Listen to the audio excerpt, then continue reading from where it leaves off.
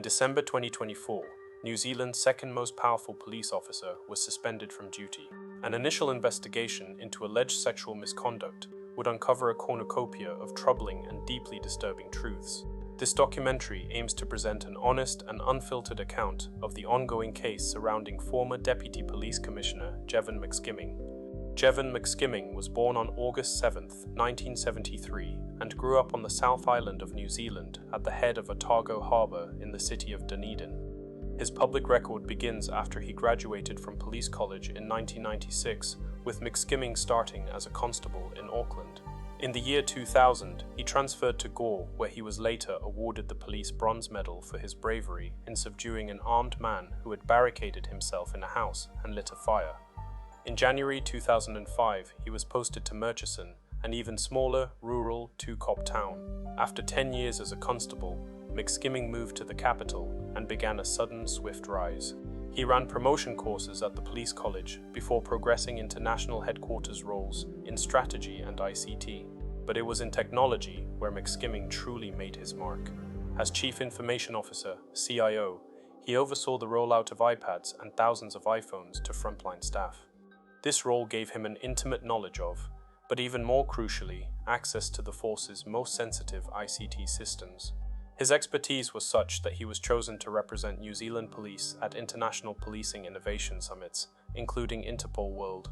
He was also known for his fast and flash sports cars, including an Audi R8, and was a director of Exotic Car Tours, NZ Limited. This technical and strategic background, despite having virtually no investigative experience, paved the way for his final ascent. In 2017, he was appointed Assistant Commissioner, and on April 5, 2023, he was formally appointed Statutory Deputy Commissioner, one of the most powerful policing roles in New Zealand. In September 2024, the Police Commissioner's job was up for grabs. It was widely seen as a two-horse race between McSkimming and Richard Chambers, a man McSkimming had previously leapfrogged to get his current deputy role. On October 30, 2024, both men were interviewed.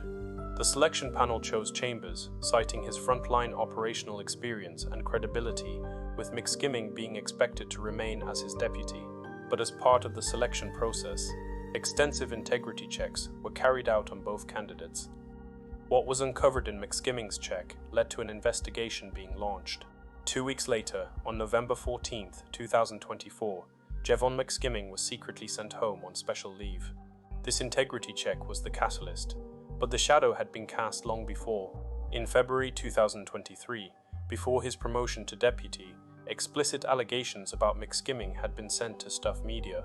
Just 6 weeks later, on March 28, 2023, the Prime Minister's office accepted advice that McSkimming was a fit and proper person, and formally appointed him to the role with the explicit recommendation of then Prime Minister Chris Hipkins.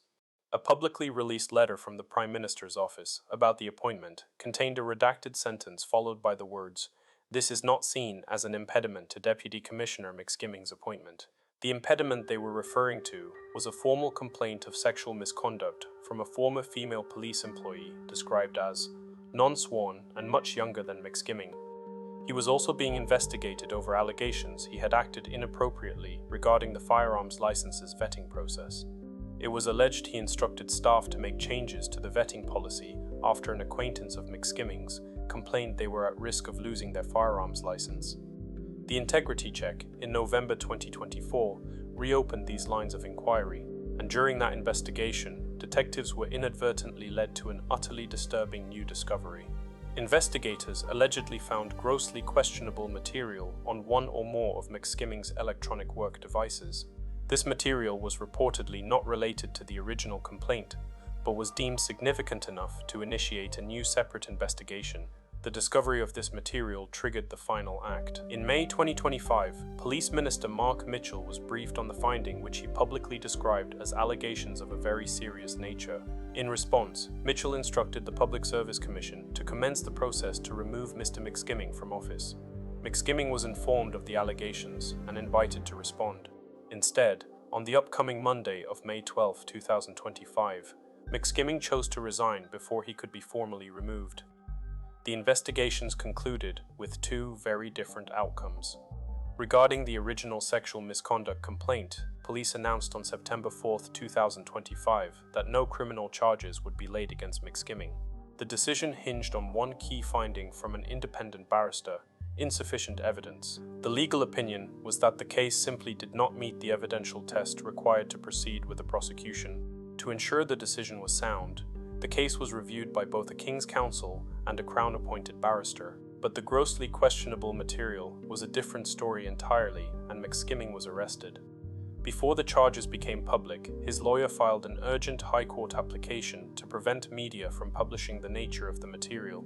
A judge granted a rare super injunction, a legal gag order suppressing the very existence of the injunction itself. The legal fight continued until July 2025, when a High Court judge dismissed McSkimming's application. No appeal was filed, and at 5 p.m. on July 18, 2025, the injunction expired, with media outlets now being finally permitted to publish the truth. McSkimming was charged with 8 serious offenses spanning from July 2020 to December 2024. The specific breakdown of the charges was alleged to be some of the worst of its kind. 4 of them related to bestiality, 3 related to child sexual exploitation, and the final of the charges including both child sexual exploitation and bestiality. As the matter is now before the court for his November 2025 appearance, further specifics about the imagery or overall offending are being currently withheld. Meanwhile, the IPCA, the Independent Police Conduct Authority, continues its own ongoing investigation. Its purpose is twofold: to determine if McSkimming committed any non-criminal misconduct, and, crucially, to investigate if any other police officers, including former Commissioner Andrew Costa, failed in their duty while handling the case. The fallout from Jevon McSkimming's rapid descent rippled far beyond his personal career. On the very day of his resignation, Police Commissioner Richard Chambers ordered an independent rapid review of police IT systems and technology use. The review, whose findings were released on July 7, 2025, concluded that, while police possessed modern security controls, there were opportunities to strengthen and tighten those same controls.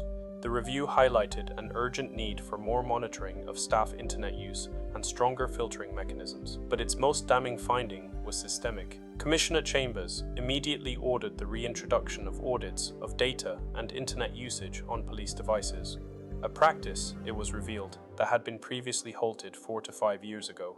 McSkimming's exit also triggered a leadership crisis. His was one of only 2 statutory deputy positions. By September 2025, the other deputy, Tanya Kura, had also recently retired. This left both of the force's most critical deputy roles vacant.